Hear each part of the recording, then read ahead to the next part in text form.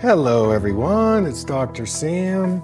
I'd like to welcome you to my EyeClarity podcast. This is a show that offers cutting-edge information on how to improve your vision and overall wellness through holistic methods.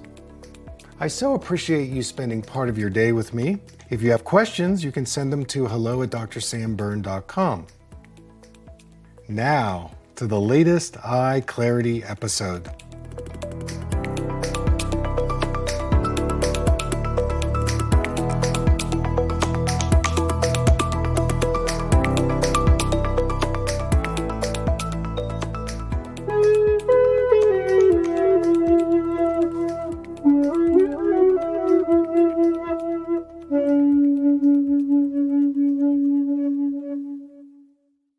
Hey everyone, it's Dr. Sam, and I'd like to welcome you to another EyeClarity podcast.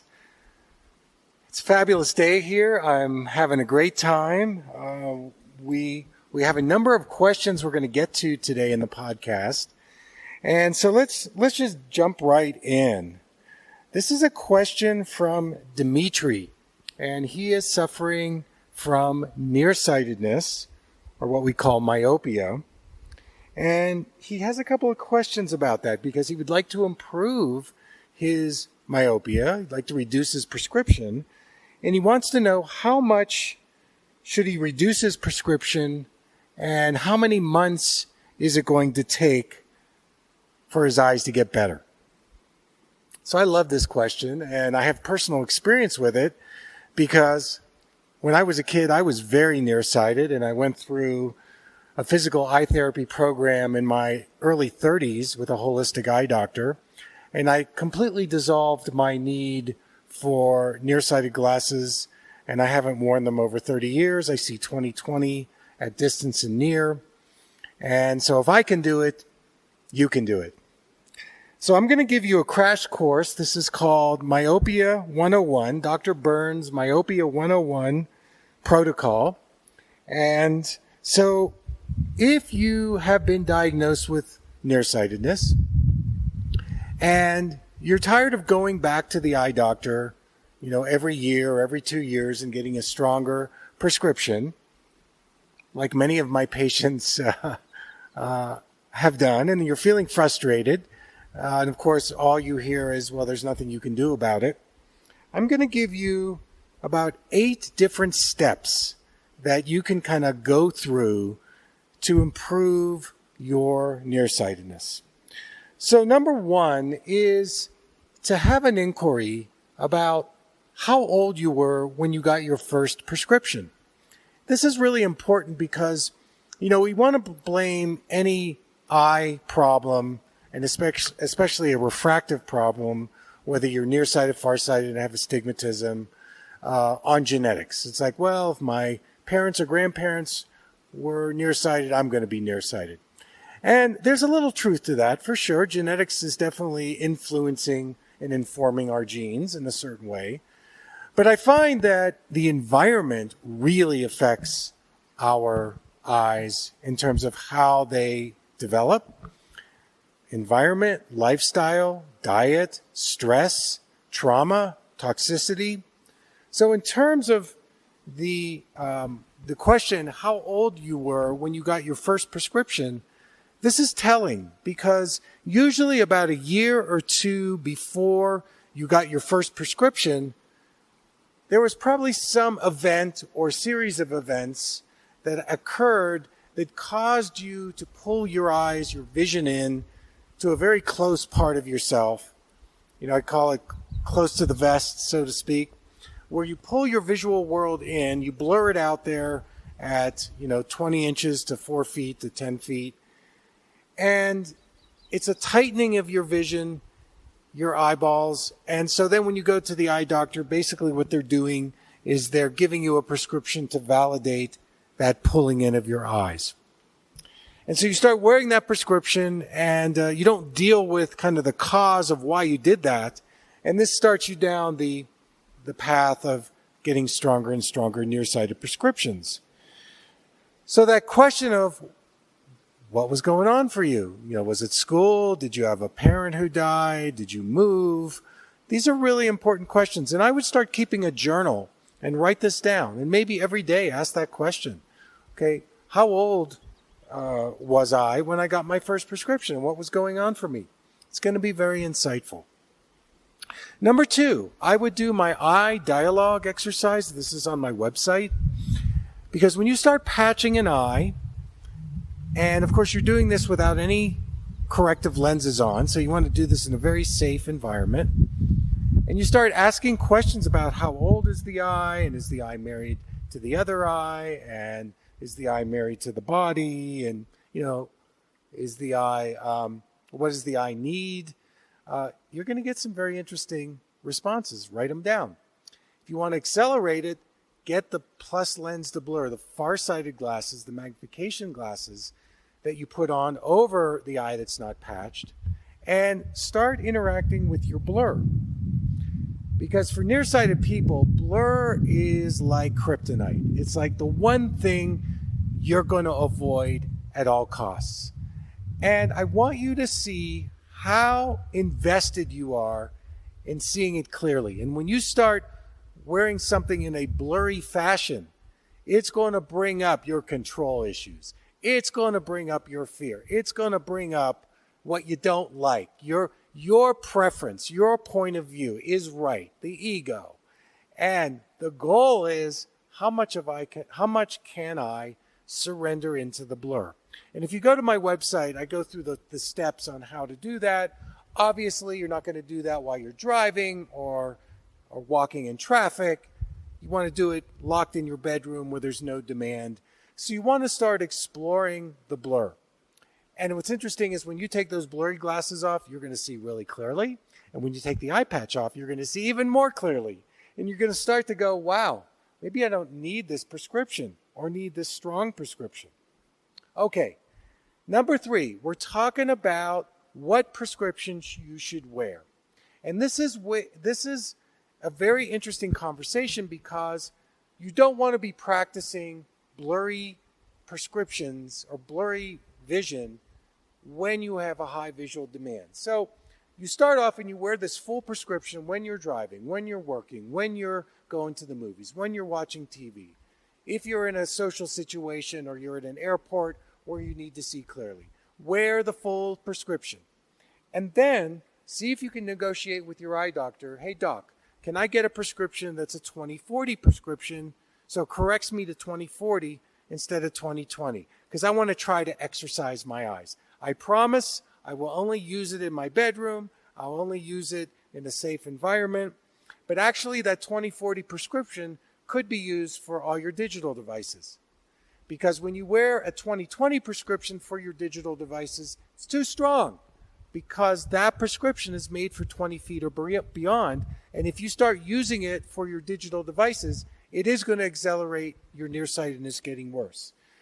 So negotiating with your eye doctor to get a 20 to 25% reduction in the distance prescription, and wear it indoors, wear it walking around, wear it in low demand situations, and interact with it. Use it as a lens to be an inquiry about your awareness. What shows up for you? Maybe it will cause your eyes to feel more relaxed. That's what happened to me. In fact, I tell this story when I was working with my eye doctor, and I was wearing -3 at the time, and he said, Sam, I want you to start wearing a -2 when you work in the office, because I just had started an optometry practice. And after about a week of doing that, we had a staff meeting, and my office manager said to me, Dr. Berne, what happened to you? What's wrong with you? Are you on antidepressants? You seem like so happy and so relaxed. Are you in a new relationship? What's going on? And I said, well, actually, I'm wearing a reduced prescription. And so I recognized I slowed down. I was softer. I was more receptive. I was more compassionate. I listened to my patients more. So a lot of amazing things happened because the filtering system I was living my life through was less intense. It was less focal. It was a little more dissolute. And that was really helpful for my nervous system And eventually that became my distance prescription. So I started to reduce the prescription even more. Okay, number 4, how long is it going to take for my eyes to get better? I love this question because it's so open-ended. And I remember my doctor saying to me, when I asked that question, he said, you have to give up the goal of getting rid of your nearsightedness. I went, what? I can't get rid of my goal. I'm goal-oriented.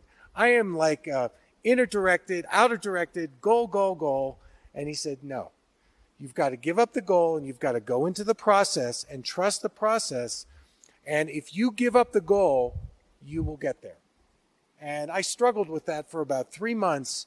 And then lo and behold, one day when I gave up the goal of getting rid of my nearsightedness, I woke up and I saw 20/20. So when we ask the length, I could say that generally the more nearsightedness you have, the longer it's going to take for you. If you have, say, under -3 or less, it could take you anywhere between 3 to 6 to 9 months.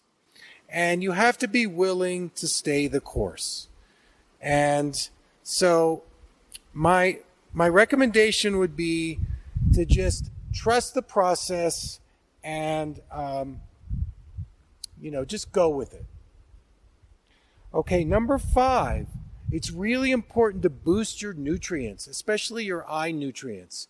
So whether that's going more plant-based, a lot more nuts and seeds, getting into smoothie formulas, maybe doing a detox, but really increasing your antioxidants, going organic, really changing your diet, getting off of sugar, getting off of gluten and dairy. How far do you want to go with this? But I think changing your diet and getting more nutrients, good nutrients into your body is really a big piece to the puzzle. I would add my MSM eye drops with the eye massage. Why not? It's going to be great for you in terms of bringing more moisture and more nutrients to your eyes. Number 6, probably emotions are going to come up for you when you start wearing less prescription. Might be time to do a little bit of psychotherapy or, emotional release work, because we do carry emotions in our eyes, and in myopia, the primary emotion is fear. And so as you start reducing your prescription, your dreams may get more robust and intense, and you may have more emotional releases. So having a support system there is really important. Number 7, getting more exercise. Now, this could be aerobic exercise. It could be more mindfulness practices like yoga or Tai Chi, Qigong, continuum movement. So getting more of the mindfulness exercise in the regular exercise, getting a breathing practice, pranayama, or what I like to do is something called the N breath, which helps us kind of oxygenate and hydrate our body more. That's also a great thing. And number 8, getting better sleep. So the better we sleep, the more our parasympathetic nervous system will kick in, which induces more healing. So that's my 8-step myopia program, Dr. Berne's 101. Dimitri, go to town. You can do it. The second question is from a gal who's asking about optic neuritis. Whenever I see optic neuritis, I think of a couple of things. First of all, multiple sclerosis. That's one thing that I'm ruling out. The second thing I'm thinking about is an autoimmune disease. There's something going on in the immune system level. It can be caused by viral infections, fungal infections, parasites, chemical poisoning, so toxicities. If you've been exposed to any toxicities, heavy metals or pesticides, even pharmaceutical drugs. So I do a real thorough history on what drugs have you ever taken or been exposed to. Even things like antibiotics sometimes can trigger this optic neuritis. I also look at things like allergies and obviously what's going on in the gut, the digestive health.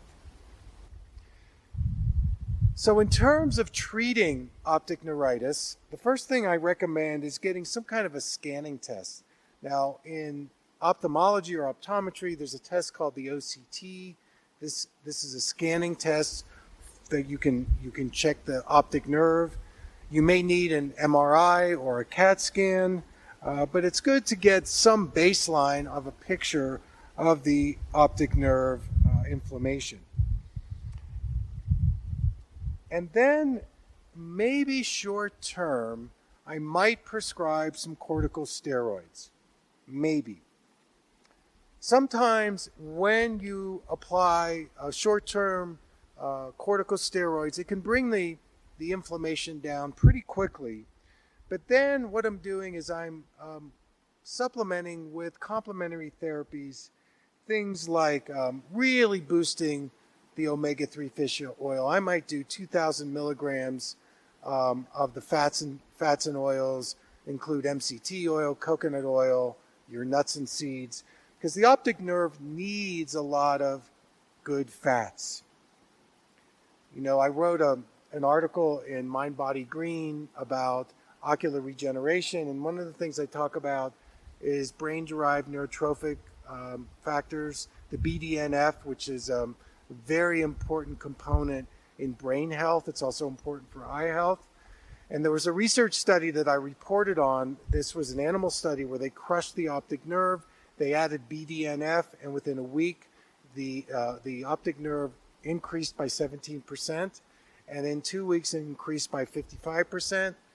And there are ways that you increase BDNF by increasing omega-3, getting better sleep, reducing your stress, reducing inflammation, increasing probiotics,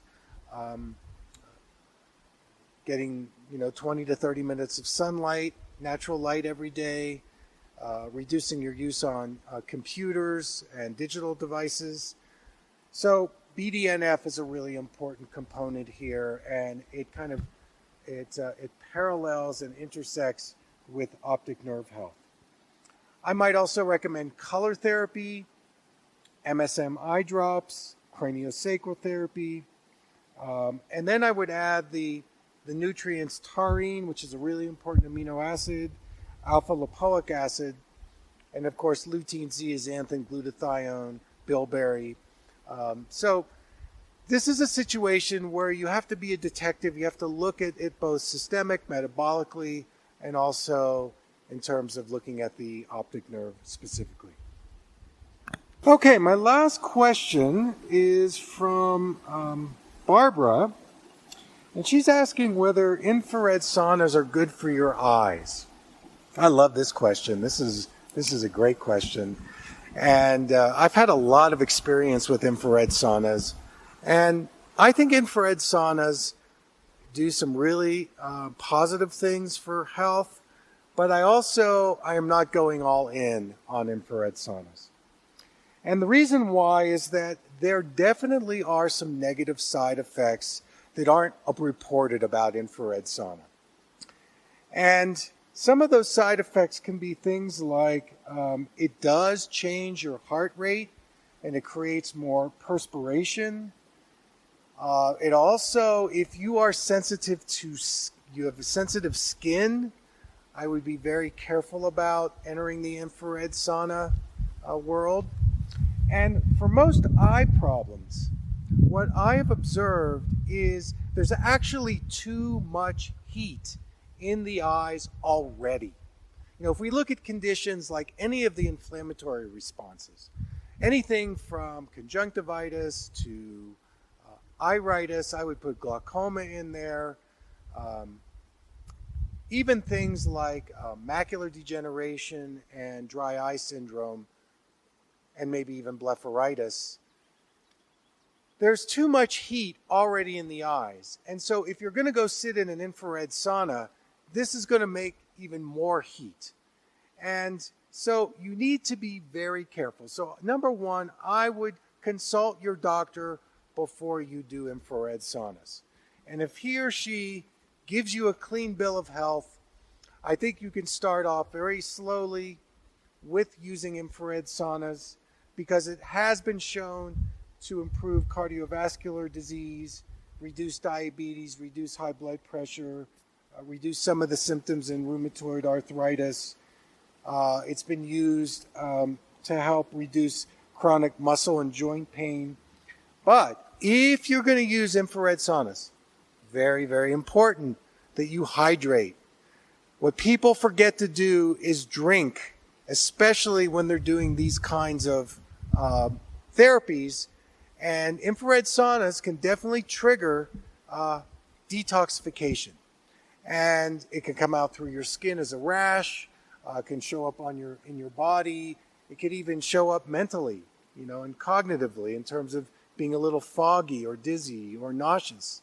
So hydration is very important if you're going to be doing infrared saunas. So overall, I would give it a conservative yes, but I'd be very, very careful. I would do my research to see whether infrared sauna is right for you, because just because you read it on the internet or just because somebody says, hey, I really like this, do your research. And you got to go beyond things like Wikipedia or even blogs. You want to check it out and make sure it's a big study that was done. It's in a reputable medical journal. Has it been done over years of research, or is it just one time? And I would look beyond animal studies. Okay, Barbara, I hope that helps you. Unfortunately, that's all the time I have for today. I want to thank you so much for tuning into my podcast. It's been great. And until next time, take good care.